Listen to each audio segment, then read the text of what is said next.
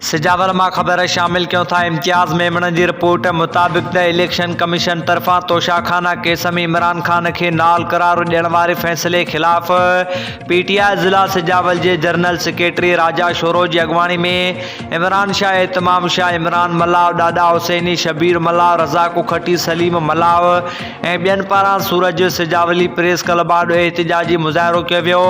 उन मौक़े ते अॻवाननि चयो त हिकु सचे ईमानदार मुल्क सां मोहबत कंदड़ इमरान खान के इलेक्शन कमीशन पारां नाली वारे फैसले के रद्द कयूं था। असांजे क़ाइद चेयरमैन इमरान खान पहिरियां भी ख़दशो ज़ाहिर कयो हो त ही इलेक्शन कमीशन करपिट नाल टोले सां मिलियल आहे, मुंहिंजे ख़िलाफ़ ग़लत फैसला कंदो, जेको अॼु साबित थी वियो। असां इलेक्शन कमीशन जे अहिड़े गैर जमहूरी फैसले जी सख़्त लफ़्ज़नि में मज़म्मत करियूं था ऐं सुप्रीम कोर्ट ऐं हाई कोर्ट खे अपील करियूं था त इलेक्शन कमीशन जे अहिड़े फैसले खे कालादम करार ॾेई रद्द कयो वञे। ॿी सूरत में एहतिजाज जो दाइरो वसी कयो वेंदो।